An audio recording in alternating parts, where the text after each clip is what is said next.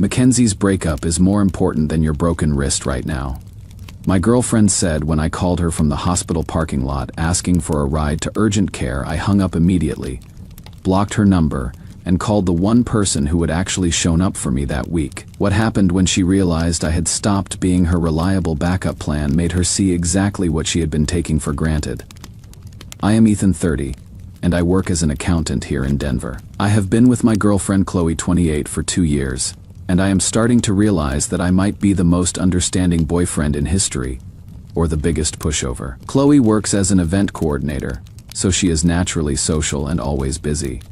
When we first started dating, I thought it was attractive how many people wanted to spend time with her. She had this energy that drew people in, and I felt lucky to be chosen by someone so popular and vibrant.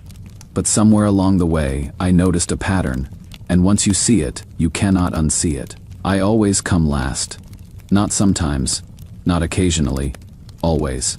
Her best friend Mackenzie calls with boy drama. Qley drops everything, including dates with me, to rush over with wine and tissues. Her mother wants to go shopping. Our weekend plans get canceled immediately. Work needs someone to stay late for an event. Qley volunteers even when we had dinner reservations. At first, I was understanding. Of course, help your friend. Family comes first. I get it. Work is important, we can reschedule.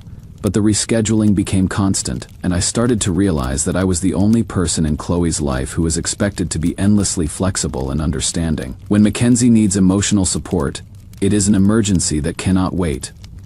When I want to talk about something bothering me, I get, "Can we discuss this later?"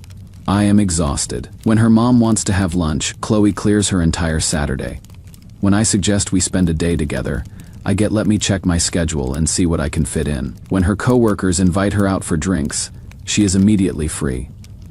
When I invite her to my company party, she checks her phone the entire time and leaves early because Mackenzie is having a crisis. My brother Nathan visited last month and witnessed this firsthand. We were having dinner at my place when Mackenzie called crying about some guy who hadn't texted her back. Qley immediately started putting on her shoes. "Babe, I have to go. Mackenzie is having a meltdown and she needs me." "We are in the middle of dinner with my brother," I said. "Nathan will understand." "Right, Nathan. Girl emergencies don't wait." Nathan just stared as Qley kissed my cheek and rushed out, leaving us with a half-finished meal and an awkward silence. "Dude," Nathan said after she left. "When is the last time she prioritized you over literally anyone else?"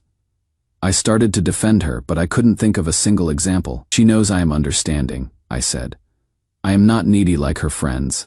"Understanding and being invisible aren't the same thing," Nathan replied.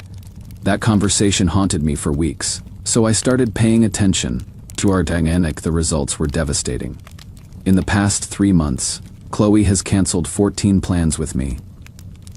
14. For friends, family, work, her book club, yoga class, even a last-minute shopping trip because the sales were too good to miss. Her response time to texts tells the whole story.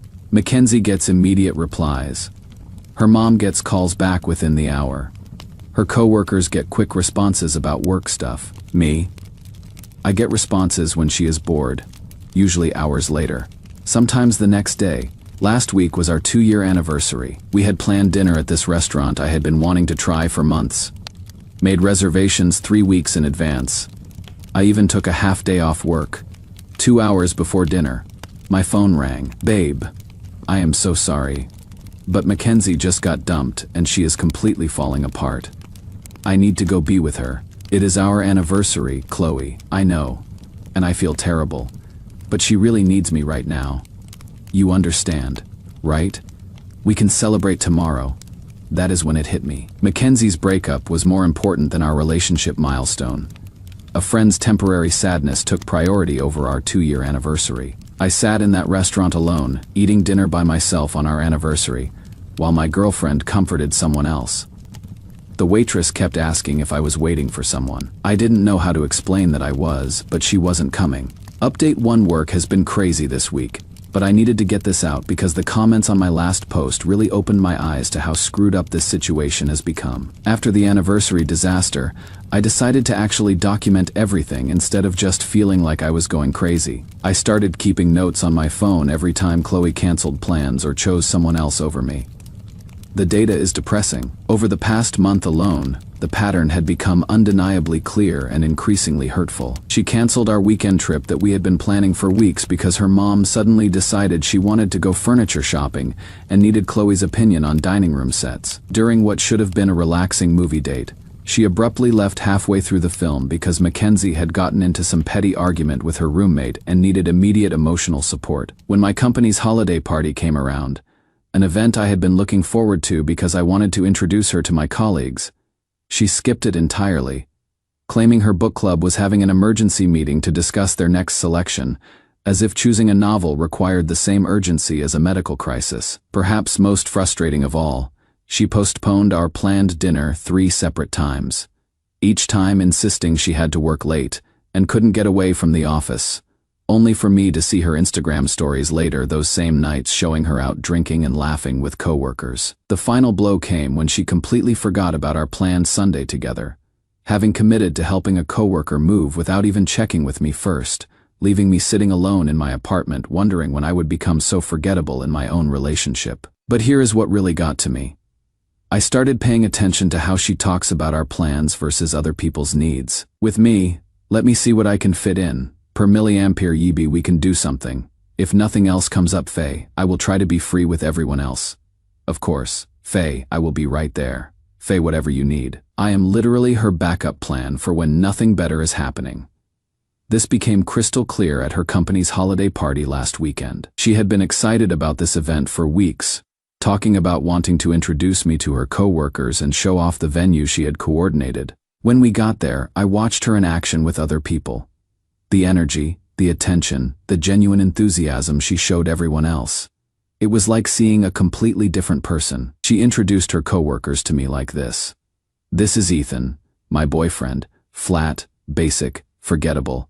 But when she introduced Mackenzie to someone, this is Mackenzie, my absolute best friend. She is the one I was telling you about who just got promoted. She is amazing. I stood there watching her give more animated attention to people she would met 5 minutes ago than she had given me in weeks. The breaking point came when we were talking to her boss about the event planning. I mentioned that I had helped Qley practice her presentation for this project, and her boss seemed genuinely interested in hearing more. Qley immediately changed the subject. Oh, Ethan's just being sweet. He doesn't really understand the creative process.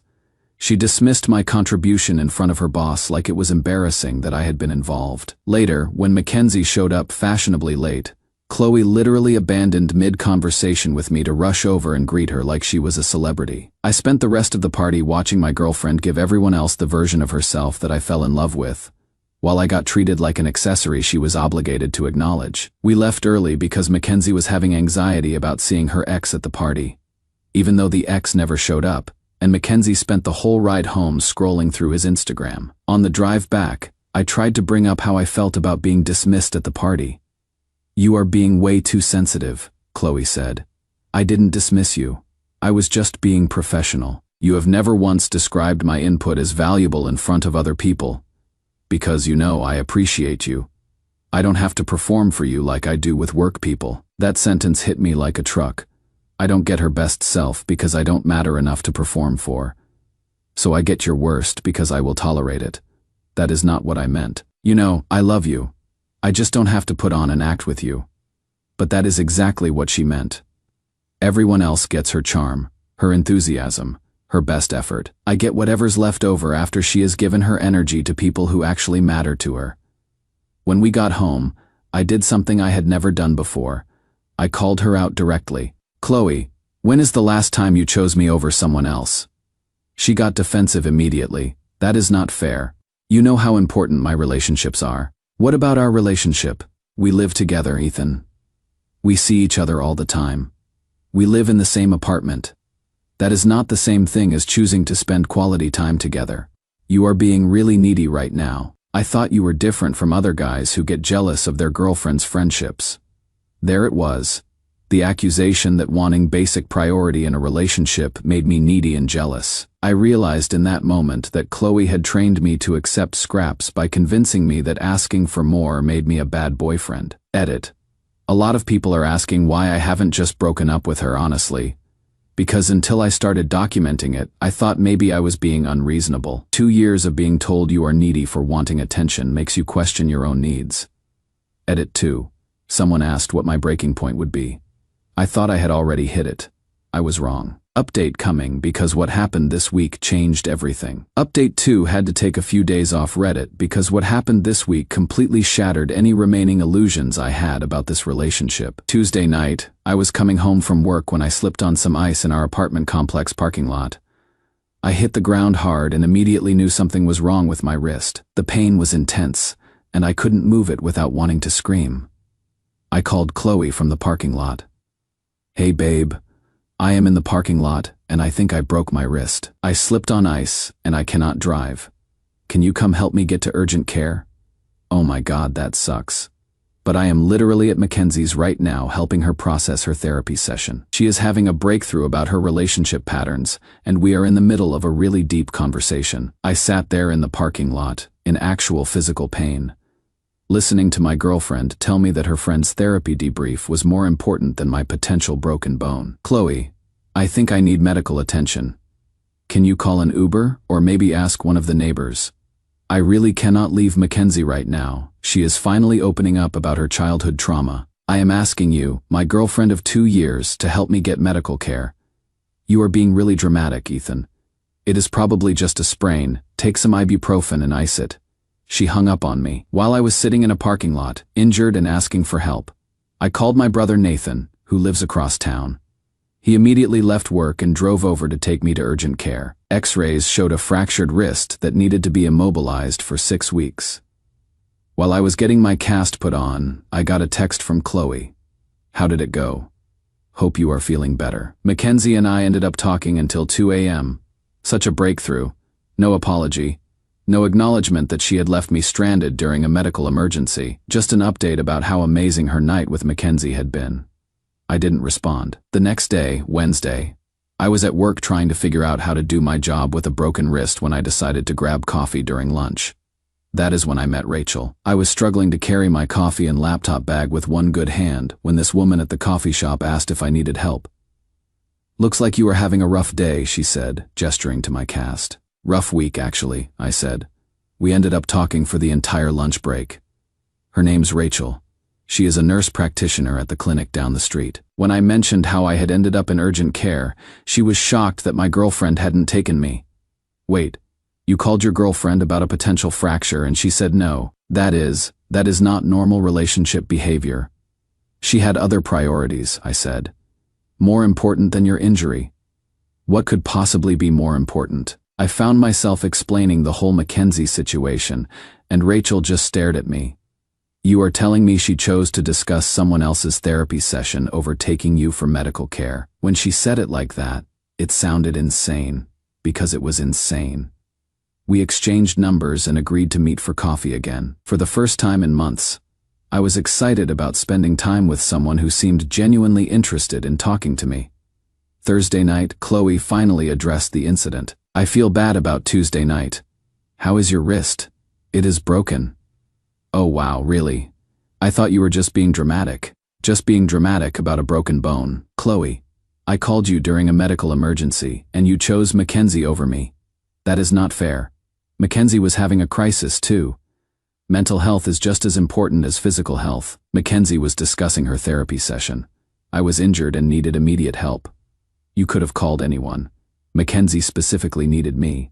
That sentence crystallized everything. In Qley's mind, I was interchangeable. Anyone could help me, but only she could help Mackenzie. Why do you think that is? I asked. Because Mackenzie and I have a special bond. She trusts me with her deepest feelings. And what do we have? She looked confused by the question. We have a relationship. It is different. How is it different? I don't have to prove anything to you. You already love me. There it was. The core truth. Qley put effort into relationships where she had to earn approval and took for granted the one where approval was guaranteed.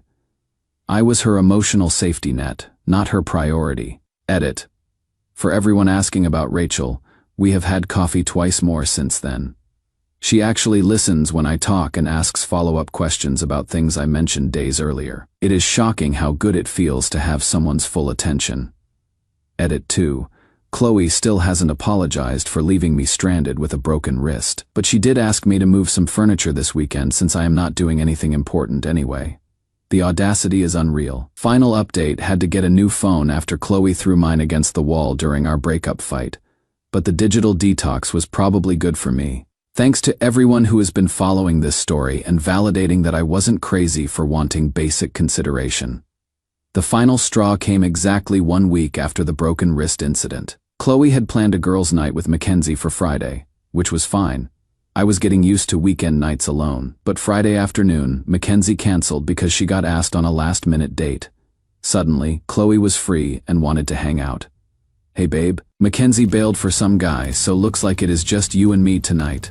Want to order pizza and watch Netflix?" The casual way she said it, like I was her backup plan when her first choice fell through, made something snap inside me. "I am actually busy tonight," I said. "Busy? You never have plans on Friday nights." "I am meeting Rachel for dinner." That got her attention fast. "Who is Rachel?" "A friend I met at the coffee shop. We have been talking since I broke my wrist." "Since you broke your wrist? You have been hanging out with some random woman for 2 weeks and didn't tell me." The irony was incredible. She was mad that I had made a friend while she had been prioritizing everyone else for 2 years. "Rachel isn't random. She is someone who actually makes time for me." Qley's face went dark. "What is that supposed to mean?" "It means when I told her about breaking my wrist, she offered to help. She didn't tell me to call an Uber so she could continue discussing someone else's therapy breakthrough." That is totally different. Mackenzie was having an emotional crisis, and I was having a medical emergency. Guess which one you thought was more important? We had the fight that was 2 years overdue. I laid out every canceled plan. Every time she had chosen someone else, every moment I had felt like an afterthought in my own relationship. Her response was exactly what I expected. I was being needy, jealous, and unreasonable. She couldn't believe I was keeping score and punishing her for having other relationships. "I thought you were different from other guys," she said. "I thought you understood that I needed space to maintain my friendships and family relationships." "Space, Qley. I don't need space from you. I need some of your actual time and attention." "Just some. Not all of it. Not even most of it. Just enough to feel like I matter to you. You do matter to me. Why do you think I am comfortable around you? You are the one person I don't have to perform for. And that is exactly the problem. Everyone else gets your best effort, and I get whatever's left over because you know I will accept it." That is when she completely lost it. "Fine. If I am such a terrible girlfriend, go be with Rachel. See if she is as understanding as I am when you are boring and predictable." "Boring and predictable," I repeated. "Is that really how you see me?" "I didn't mean that." "Yeah, you did. And that is okay, because Rachel doesn't find me boring. She finds me interesting enough to remember things I tell her and ask follow-up questions. She finds me worth prioritizing over other plans. You barely know her. I know she has never once made me feel like I am competing for scraps of her attention. I moved out that weekend. Nathan helped me pack while Qley alternated between crying and screaming about how I was abandoning her and throwing away 2 years over nothing. The irony of her using the word abandoning wasn't lost on me. Since moving out, my life has improved dramatically. I am sleeping better. I am not constantly anxious about when the next cancellation will come, and I am actually excited about spending time with someone again. Rachel and I have been on several real dates. Dates where she shows up on time, puts her phone away, and acts like she wants to be there. She remembers things I tell her about work and asks how projects are going. She makes plans with me and keeps them. Last week, her friend invited her to a last-minute concert on the same night we had dinner plans.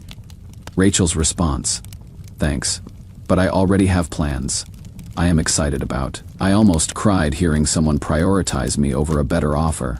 The contrast is staggering. With Qley, I spent 2 years grateful for any attention I could get. With Rachel, I am learning what it feels like to be someone's choice, not their consolation prize. Qley's been reaching out through mutual friends, asking about me and trying to understand what went wrong. Mackenzie apparently told her she has been too dependent on her friends and needs to invest more in romantic relationships. Too little, too late. Last week, Qley texted me directly, I have been thinking about us and I realize I may have taken you for granted. I would like to talk about working things out. I showed the text to Rachel, who said, "It is interesting how she realized your value right after you stopped giving it to her for free." That is exactly it. Qley didn't miss me. She missed having someone who would always be available. Always understanding, always willing to be last on her priority list. I texted back, "I am not available to discuss this. I am busy building a relationship with someone who makes me a priority." She didn't respond. Edit. For everyone asking about Rachel, we are taking things slow, but it is going incredibly well. She is meeting my family next week, and I am genuinely excited about it instead of anxious about how she will behave. Edit 2. Nathan said something that really stuck with me. "You spent 2 years teaching Qley that treating you poorly had no consequences. Rachel is learning that treating you well gets rewarded. The difference in my own behavior between the two relationships is night and day.